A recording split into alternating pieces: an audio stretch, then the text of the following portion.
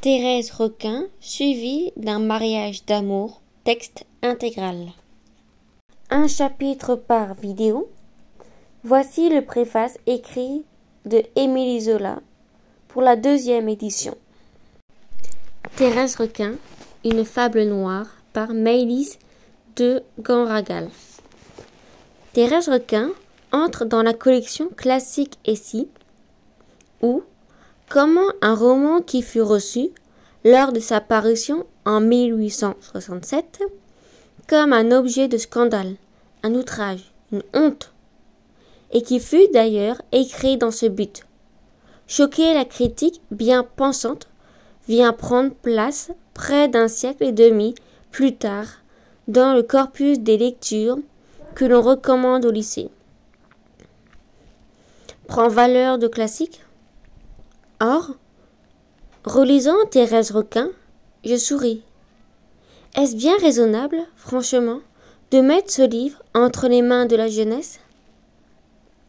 N'est-ce pas imprudent de lui conseiller la lecture de cette fable noire, de la concupiscence, drame, abject, où s'agit tel des pantins démantibulés, des protagonistes régis par leur instinct, soumis à leur pulsion, et où, renchérit Zola, l'âme est parfaitement absente, j'en conviens aisément, puisque je l'ai voulu ainsi. On aurait tort de croire en effet que le temps a suffi à vider Thérèse Requin de sa noirceur convulsive et le purger de son indécence morbide, à en soulager la pression asphyxiante. La trajectoire parabolique qui conduit Thérèse Requin, de résumé fidèle de toutes les putridités de la littérature contemporaine. Article du Figaro du 23 janvier 1868. À la présente édition n'a en rien délesté le roman de sa charge diabolique. Tout y est intact, frais, vaguement écœurant, à force d'être creux, et parfaitement irrespirable, même si nullement fait santé. De même, on aurait tort de miser sur une lecture contextuelle du roman pour se réassurer de faire prévaloir l'intérêt de sa richesse documentaire pour en minimaliser la force romanesque.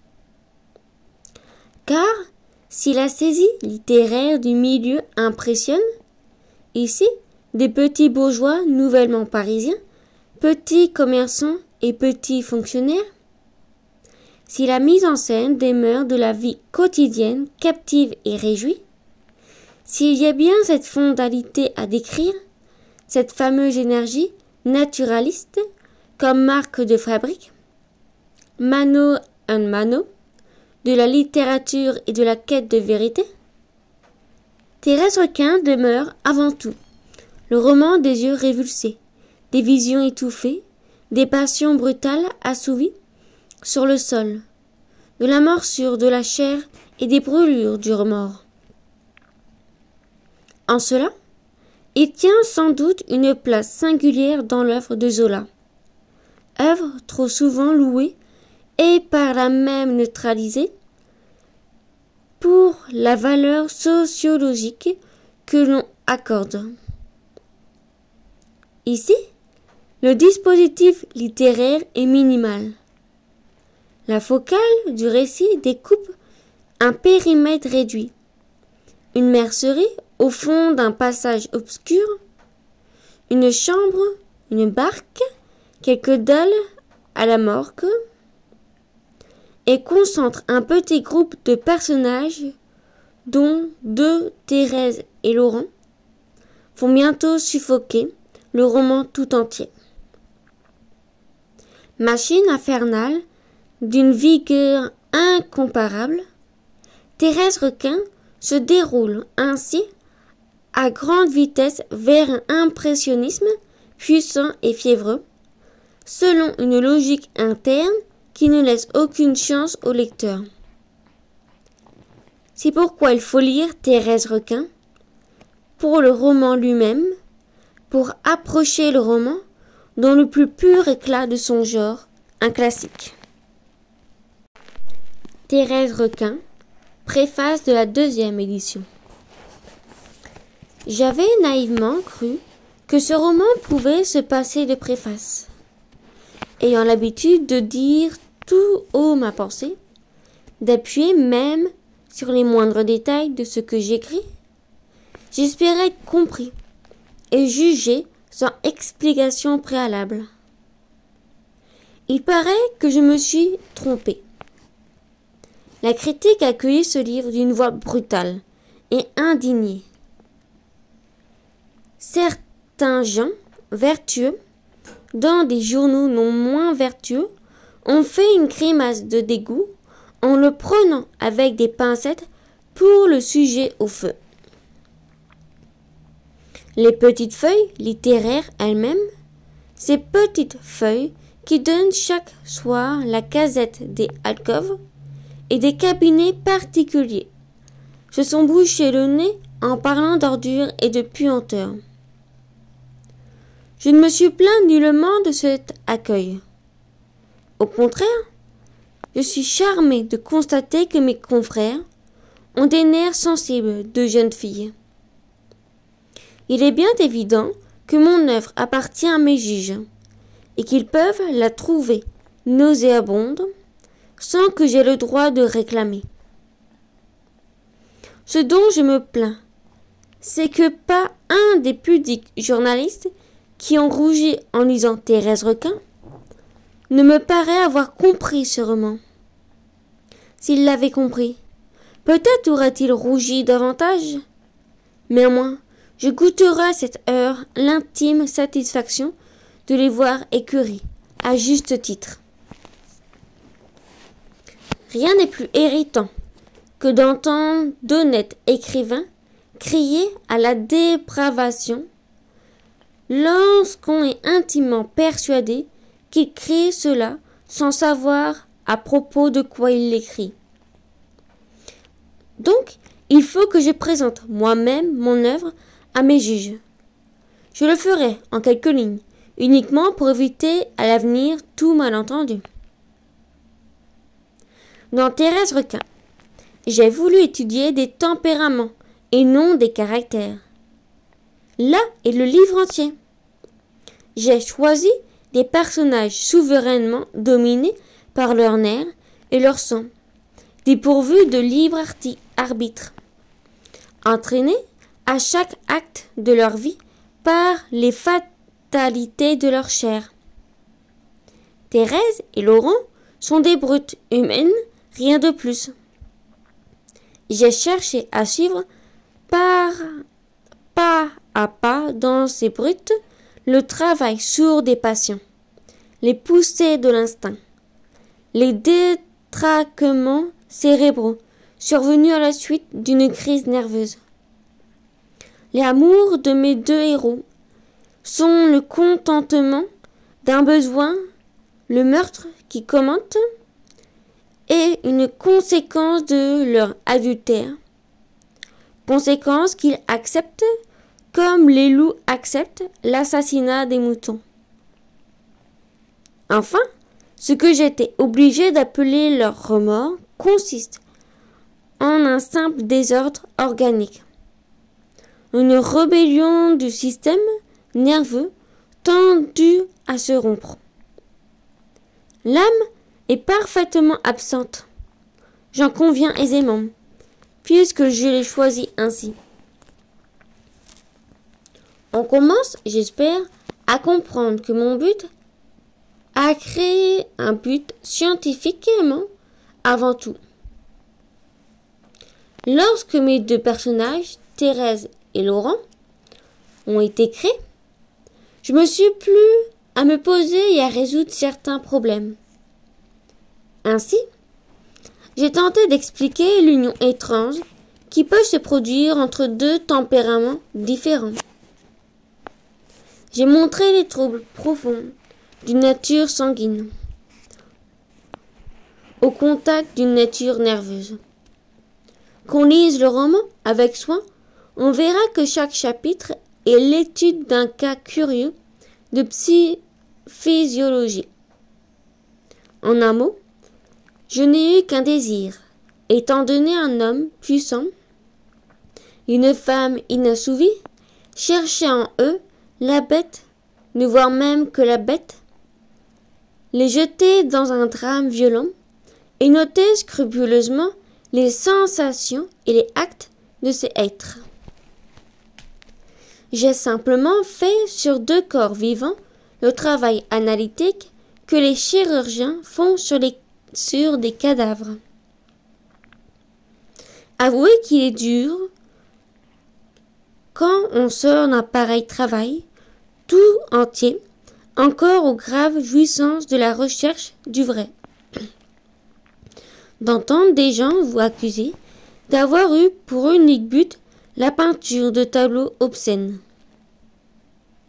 Je me suis trouvé dans le cas de ces peintres qui copient des nudités sans qu'un seul désir les effleure, et qui restent profondément surpris lorsqu'un critique se déclare scandalisé par les chairs vivantes de leur œuvre. Tant que j'ai écrit Thérèse Requin, j'ai oublié le monde. Je me suis perdu dans la copie exacte et minutieuse de la vie, me donnant tout entier à l'analyse des mécanismes humains. Et je vous assure que les amours cruels de Thérèse et de Laurent n'avaient pour moi rien d'immoral, rien qui puisse pousser aux passions mauvaises. L'humanité des modèles disparaissent comme elle disparaît aux yeux de l'artiste qui a une femme nue vautrée devant lui et qui songe uniquement à mettre cette femme sur sa toile dans la vérité de ses formes et de ses colorations. Aussi, ma surprise a-t-elle été grande quand j'ai entendu traiter mon œuvre de flaques, de boue et de sang, d'égout, d'immondices, que sais-je. Je connais le joli jeu de la critique, je l'ai joué moi-même. Mais j'avoue que l'ensemble de l'attaque m'a un peu déconcerté. Quoi ? Il ne s'est pas trouvé un seul de mes confrères pour expliquer mon livre, sinon pour le défendre. Parmi le concert de voix qui crient, l'auteur de Thérèse Requin est un misérable hystérique qui se plaît à étaler des pornographies. J'ai vainement attendu une voix qui répondit « Eh non, cet écrivain est un simple analyste qui a pu s'oublier dans la pourriture humaine, mais qui s'est oublié comme un médecin s'oublie dans un amphithéâtre. Remarquez que je ne demande nullement la sympathie de la presse pour une œuvre qui répugne, dit-elle à ses sens délicats. Je n'ai point tant d'ambition. Je m'étonne seulement que mes confrères aient fait de moi une sorte d'égoutier littéraire, aux dont les yeux exercés devraient reconnaître en 10 pages les intentions d'un romancier. Et je me contente de les supplier humblement de vouloir bien à l'avenir me voir tel que je suis et de me discuter pour que je suis. Il était facile, cependant, de comprendre Thérèse Requin, de se placer sur le terrain de l'observation et de l'analyste, de me montrer mes fautes véritables, sans aller ramasser une poignée de boue et me la jeter à la face au nom de la morale. Cela demandait un peu d'intelligence et quelques idées d'ensemble en vraie critique. Le reproche d'immoralité en manière de science ne prouve absolument rien. Je ne sais si mon roman est immoral, j'avoue que je ne me suis jamais inquiété de le rendre plus ou moins chaste. Ce que je sais, c'est que je n'ai pas songé un instant à y mettre les saletés qui découvrent les gens moraux.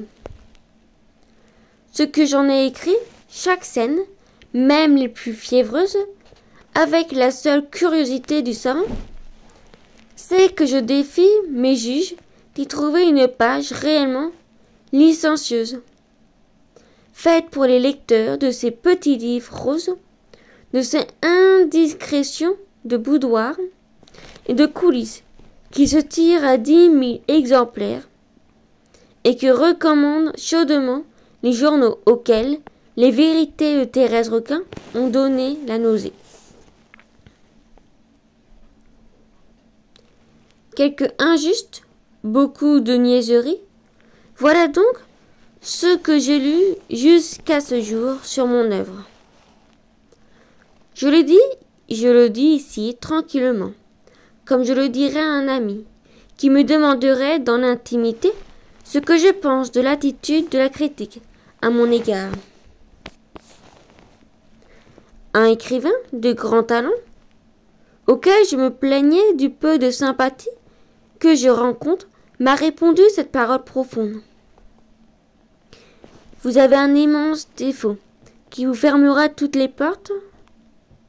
Vous ne pouvez causer 2 minutes avec un imbécile sans lui faire comprendre qu'il est un imbécile. Cela doit être. Je sens le tort que je me fais auprès de la critique, en l'accusant d'inintelligence, et je ne puis pourtant m'empêcher de témoigner le dédain que j'éprouve pour son horizon borné et pour les jugements qu'elle prend à l'aveuglette, sans aucun esprit de méthode. Je parle bien entendu de la critique courante, de celle qui juge avec tous les préjugés littéraires. Des sots ne peuvent se mettre au point de vue largement humain qui demande une œuvre humaine pour être comprise. Jamais je n'ai vu pareille maladresse. Les quelques coups de poing que la petite critique m'a adressés à l'occasion de Thérèse Requin se sont perdus, comme toujours dans le vide.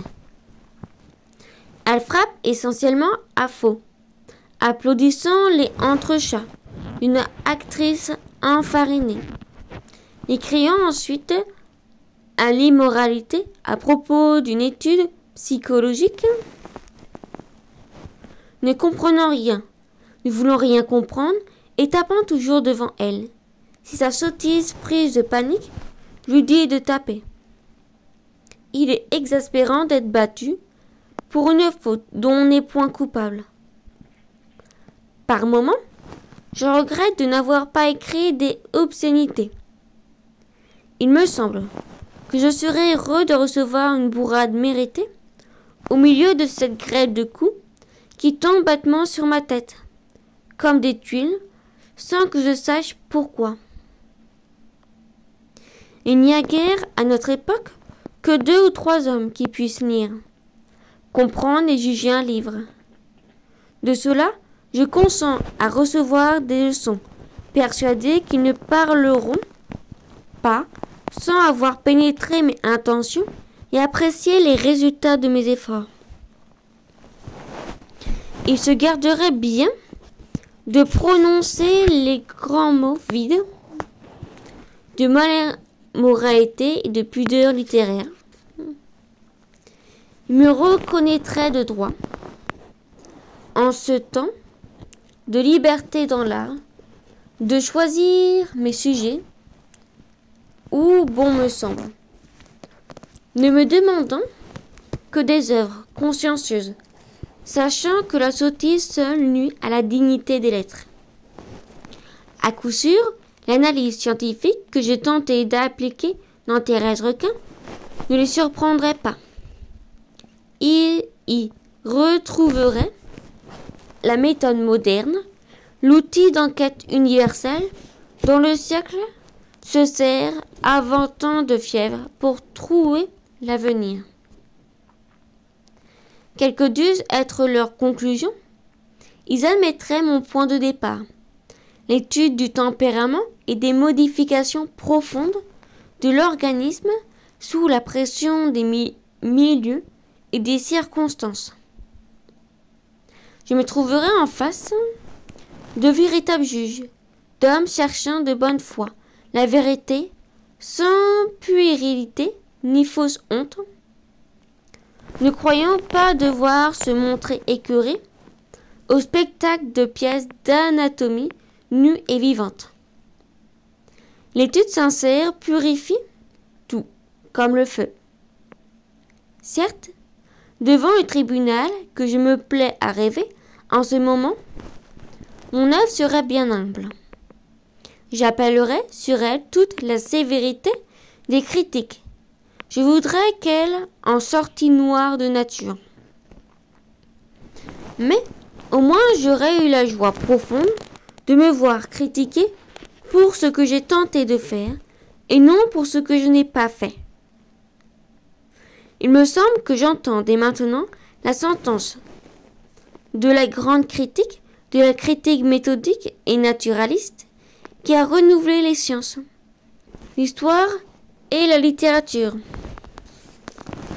Thérèse Requin est l'étude d'un cas trop exceptionnel. Le drame de la vie moderne est plus souple, moins enfermé dans l'horreur et la folie. De pareils cas se rejettent au second plan.